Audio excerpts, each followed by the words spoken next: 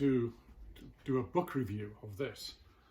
The Tudors, the complete story of England's most notorious dynasty. I'm going to tell you tales of love, lust, evil, revenge, violence, all in one dynasty in one century. Some of our most famous kings and queens, the ones that all the movies are made about. Richard III, the hunchback evil king, the child killer who murdered his own nephews in the Tower of London in secrecy. Henry VIII, the guy who had 6 wives. Not all at the same time. Some of them he executed, Henry VIII. Some of them he executed. Some of them he divorced. One after another, the man had 6 wives. Probably the most famous king of England. His son, the little-known boy king, who died young, aged 15, who changed the religion of England and the world in many ways. His sister, Mary, she burned alive hundreds of Protestants. This was during the time of the Reformation, the wars between Catholics and evangelists. 300 people she had burned alive in public. And that is why they named a drink after Mary Tudor. You may have heard of it. You may have tried this drink. Bloody Mary. Tomato juice and vodka. Next time you have a Bloody Mary, just remember where the name came from. The story of the Tudors.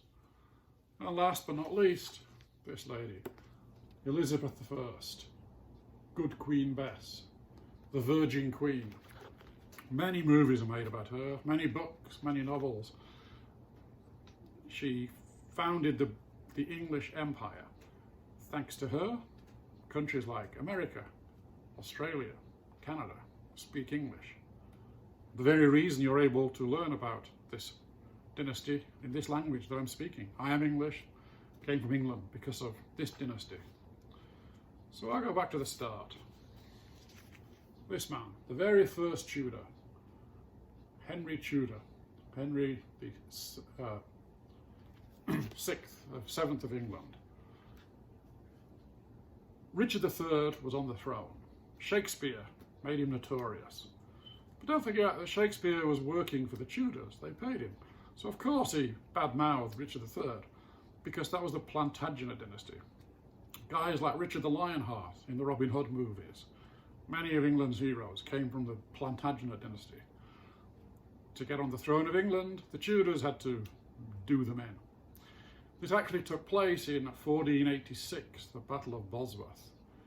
It was the last blazing sundown of the Middle Ages. It was the last charge of mounted knights on English soil. It was the last time a king fought in battle. An English king went into battle in his armour, swinging a sword. Richard III.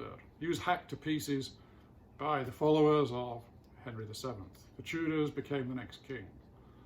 The Hunchback King.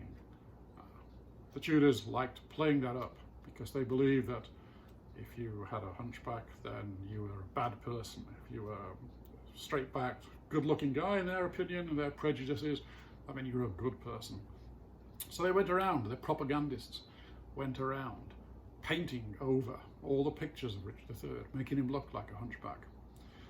They recently, a few years ago, they actually discovered where his body was buried, under a car park in the city of Leicester in England. So he's now in a cathedral of Leicester, in a tomb, finally as a resting place of dignity.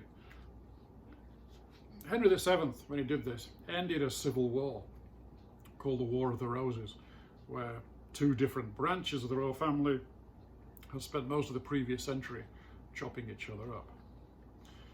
When he died, he left a peaceful, stable country. But all around Europe, wars were raging. The Protestants, or the protesters, the Catholics who had decided that they didn't like the corruption of the Vatican, led by Martin Luther, a German monk, had kicked off what became new churches. And princes, kings, queens were taking sides. Which side were you on? Were you a Catholic? Were you a Protestant? Henry VIII smelled an opportunity. The opportunity, he thought, was, first of all, I can get rid of my first wife. I don't like her anymore and I want to have a baby boy, and she's now too old for having kids. So he'd fallen in love with a young woman called Anne Boleyn. Anne Boleyn this is Catherine of Aragon, his first wife. She was Spanish, a very dignified lady and much loved by the English and very deeply Catholic. Anne Boleyn was a Protestant. She was beautiful. She captured Henry's heart. So Henry set about divorcing his wife. But to do that, he needed the permission of the Pope. The Pope didn't give it. So Henry decided, I can kill two birds with one stone. If I simply become head of the English Catholic Church, then I don't have to send any money to Rome. I don't have to listen to the Pope. I don't have to do anything he says. I can make all the laws I like, divorce who I like, marry who I like. Good deal. Best of all, he could then start plundering the monastery lands. The monasteries were phenomenally wealthy. They owned a lot of the land in England. So he and his fellow nobles set about smashing up the monasteries and taking their land and making the aristocracy incredibly rich, which is why they supported Henry doing this. Henry, however, was never a Protestant. He just wanted to lead the English Catholic Church and to marry Anne Boleyn, which he did. And then things went wrong between him and Anne Boleyn. So he had a trial, what Donald Trump would call a fake trial, and accused her of incest and heresy and witchcraft, and then he cut her head off in public. And then married the next lady, who died giving childbirth to a son. This son, I showed you his picture a little bit earlier, the boy king. He became king when he was 9, after Henry died. And he had been raised by evangelist Protestants. And they decided, this is, you try and put yourself in the mind of an English Christian around this time. For 1,000 years, everyone was Catholic, everyone went to a Catholic church. The churches were beautiful, they were painted, they had stained glass windows showing the stories from the Bible. They had statues of Mary. Anywhere you went in England, there were shrines of statues of Mary, people lit candles. And then the evangelist arrived. The evangelist said, we don't want any of this. So this guy and his followers and advisors started smashing up the churches. They said, when the church is simple, they smashed all the beautiful windows, destroyed all of anything in there, all of the statues, all of the shrines were smashed up. They painted the churches black and white. And so this is just a simple place of worship. Here's a picture of the cross. Any statue is idol worshipping. Completely changed the way the English people have gone to church. Now you've got to remember, no one had a choice in going to church. If you didn't, there's one church to go to, owned by the government before it was owned by the Catholic Church, and you had to go. And if you didn't go, you'd be fined, you'd be punished, maybe executed, if just for following your beliefs in a different way and doing different rituals. But this kid died age 15. This is as old as he got. He never married, never had children. He died very young. So then suddenly his sister, Mary Tudor, got on the throne. And she was a Catholic, and she was really bitter. She had been badly treated. She was about 30 by the time she got on the throne. She was badly treated by her father. He disowned her. He threatened to execute her. He made her sign a paper saying that he had never been married to her mother. He wasn't really divorced, therefore she was illegitimate and had no right to be a princess, and made her wear cheap clothes and lived in a house where her stepmother, Anne Boleyn, sent instructions to abuse her and slap her around and humiliate her. By the time she got on the throne, she was angry, she was bitter, and it was payback time. And she was a devout Catholic.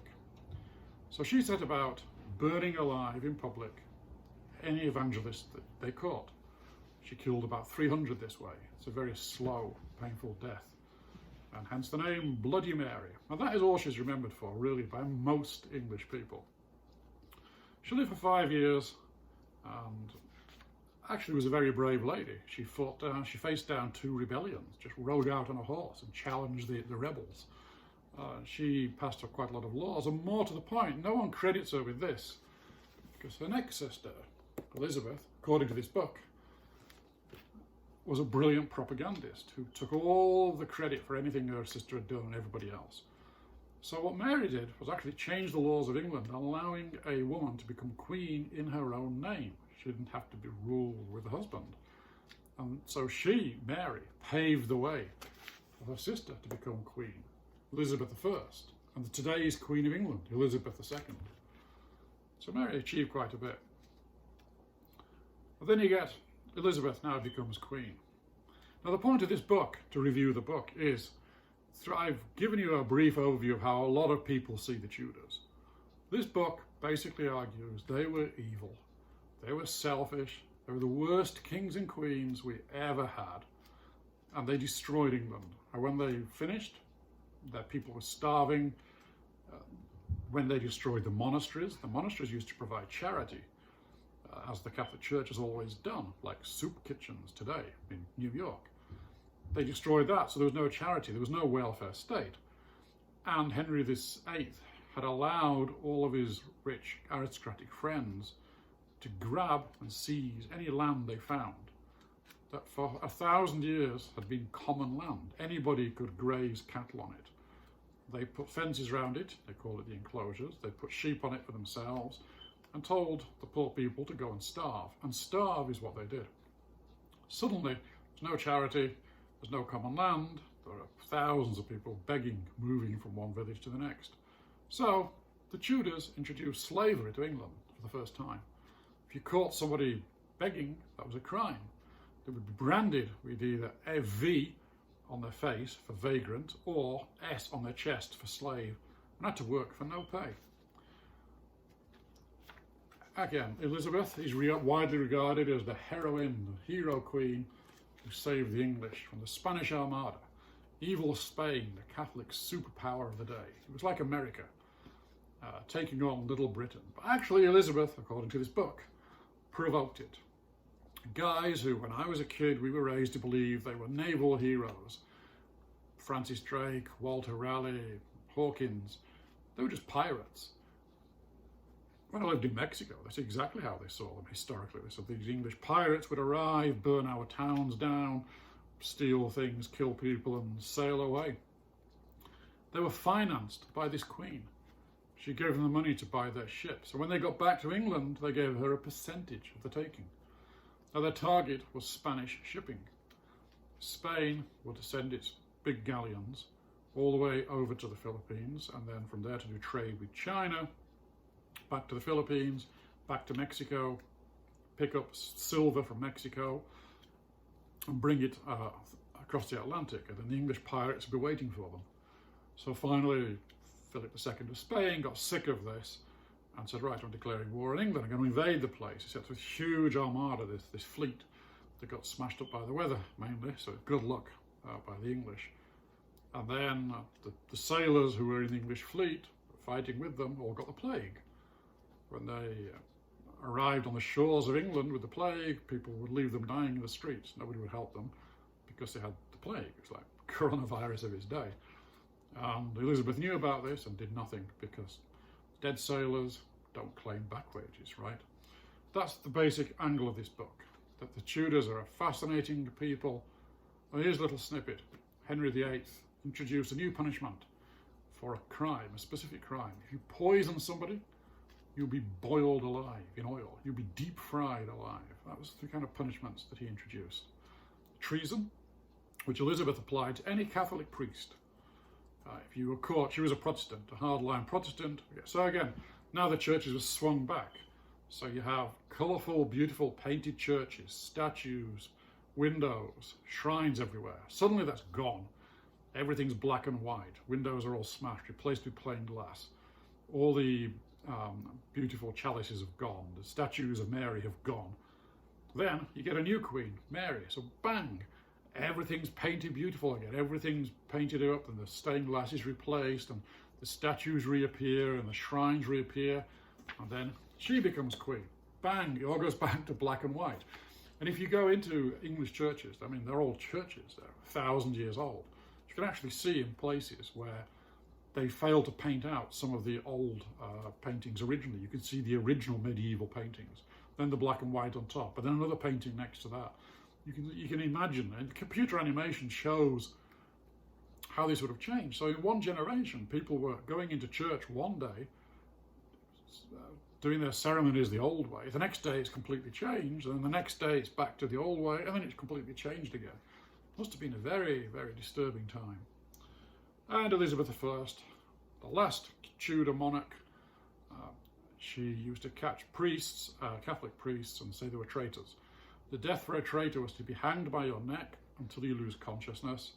Then they bring you round, they open up your intestines and pull them out and show them to you before they burn them. You're still alive. They castrate you. They put your genitals in your mouth. You're still alive, screaming in pain. And then the final thing they do then they cut out your heart. You're still alive.